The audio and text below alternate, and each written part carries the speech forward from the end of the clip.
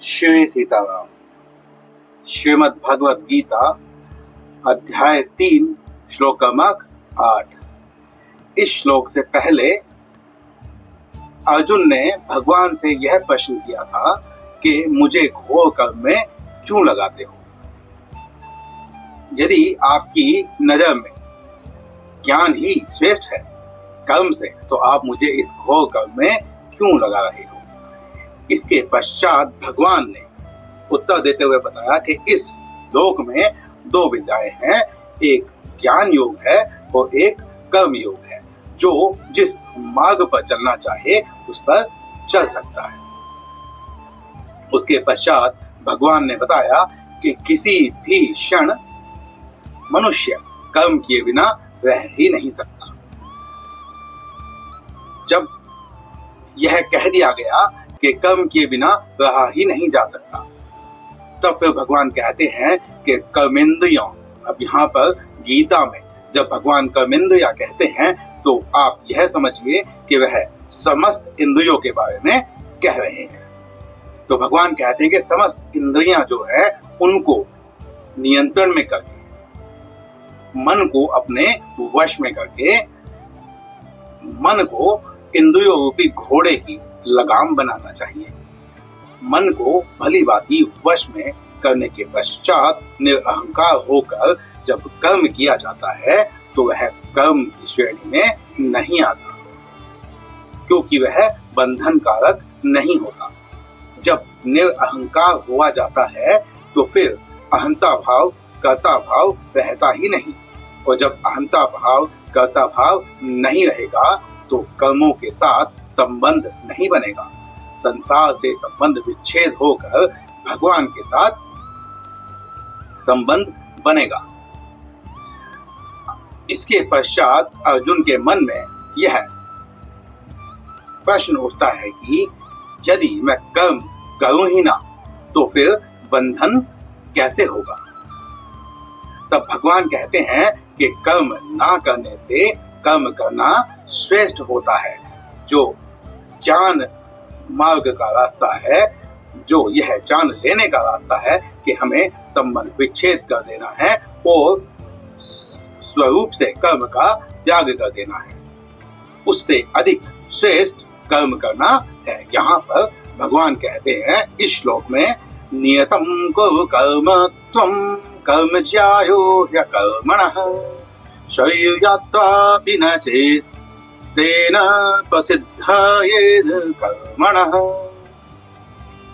भगवान यहाँ पर कहते हैं नियतम को, नियतम अर्थात नियत कर्म जो है। नियत कर्म कौन से कर्म होते हैं? जिस कुल में, जिस स्वभाव के साथ, जिस स्वधर्म जो मनुष्य का होता है, उन कर्मों को करना नियत कर्म कहा जाता है। वह कर्म जो विहित होते हैं शास्त्रों में, श्रुति जिन कर्मों को करने का आदेश करती है, उन कर्मों को नियत कर्म कहा जाता है। अब भगवान यहाँ पर कहते हैं कि नियत कर्मों को करो। तो अब अर्जुन के मन में यह प्रश्न आ सकता है कि जब मैं नियत कर्म को करूंगा, यह जो युद्ध है यह नियत कर्म ही तो है, पर यह कहते हुए जो अर्जुन है उसके मन में मोह उत्पन्न हो रहा है। तो भगवान यहाँ पर कहते हैं कर्म ज्यायो या कर्मणः, अर्थात भगवान कहते हैं कि उन कर्मों को इस प्रकार करो कि वह अकर्म बन जाए। अकर्म कैसे बनेंगे? जब हम उन कर्मों के साथ अपना संबंध नहीं रखेंगे। शरीर यात्वापि च तेन प्रसिद्धयेद कर्मणः।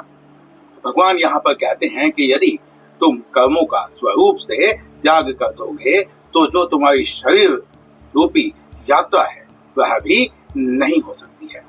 पिछले श्लोक में हमने इस पर बात की थी कि यदि कोई ज्ञान योग का सहारा लेकर कर्म स्वरूप से करे ही ना, हठ पूर्वक इंद्रियों को कर्म करने से रोक ले, तब भी सोना जागना, अगर इससे भी कोई आगे निकल जाए, वह सिर्फ तपस्या साधना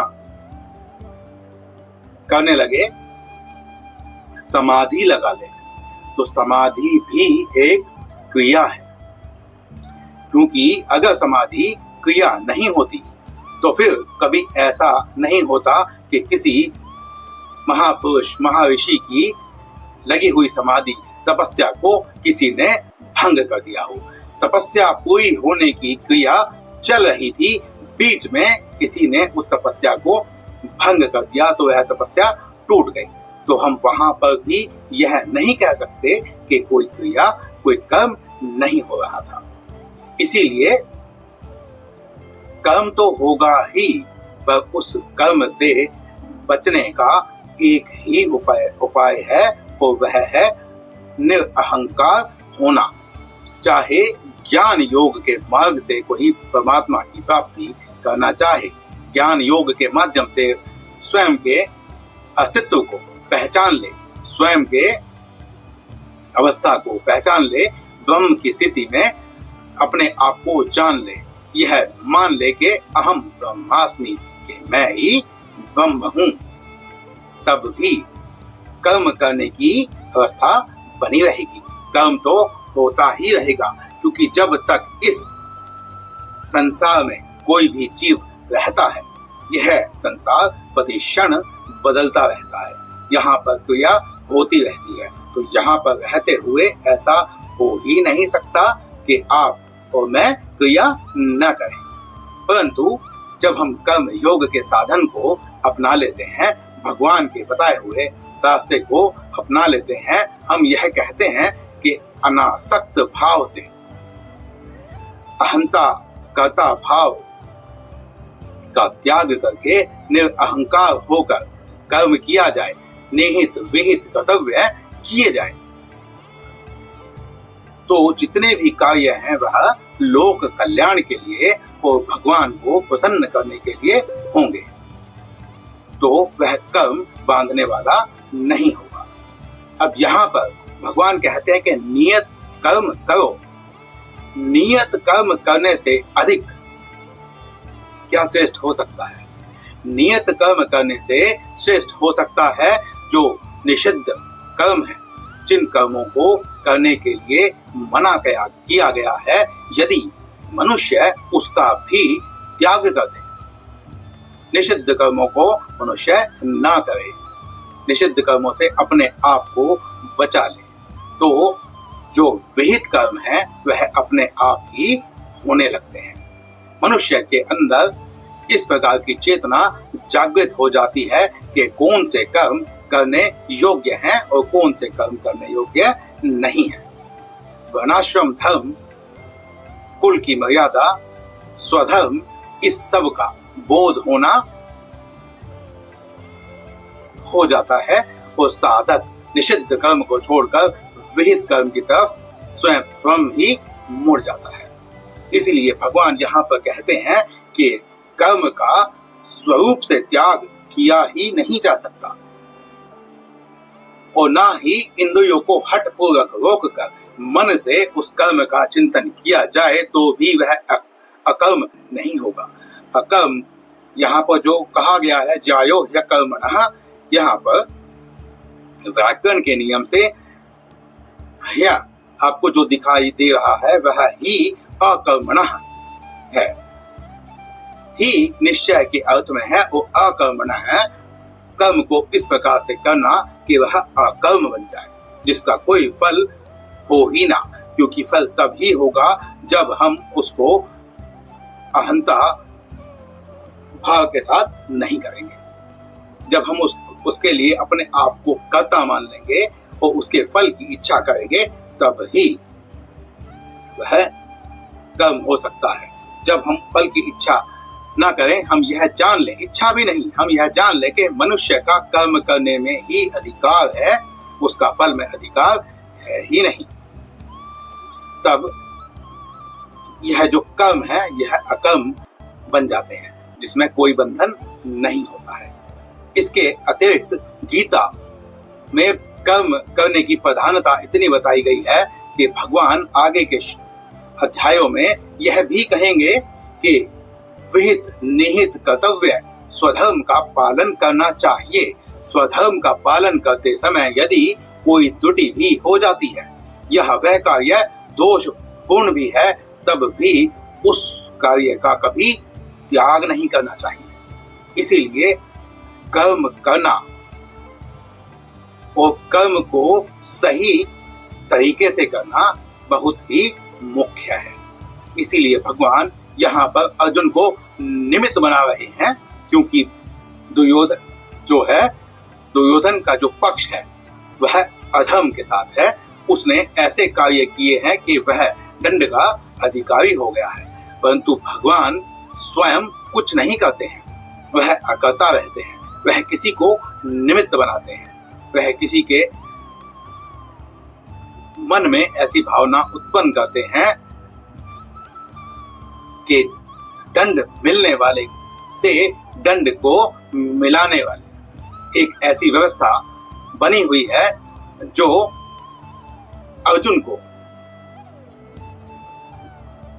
यह युद्ध करने पर मजबूर कर देगी, क्योंकि अर्जुन का जो स्वधर्म है वह युद्ध करना है। इसीलिए भगवान ने अर्जुन को सिर्फ निमित्त बनाया है। अर्जुन यहाँ पर निमित्त बनकर यह कार्य करेगा और इससे लौकिक में हम लोगों को यह शिक्षा मिलती है कि यदि हमारे साथ कुछ बुरा घट रहा है तो वह जिसने किया, जो हमें दंड दे रहा है, वह उस दंड का निमित्त मात्र है। असल में वह जो दंड हमें मिल रहा है वह हमारे कर्मों का प्रभाव है। जैसे हमने कर्म किए हैं, जैसे हमने बीज बोए हैं, उन्हीं बीजों को, उसी फसल को हम काटेंगे। तो जब तक हमारे कर्म गलत नहीं होंगे, हमें कोई दंड नहीं दे सकता है। और यदि हमें दंड मिल रहा है तो इसका अर्थ यह है कि हमने कहीं पर कुछ गलत किया है। इस श्लोक में इतना ही। मिलते हैं अगले श्लोक में, अगले वीडियो में। श्री सीताराम।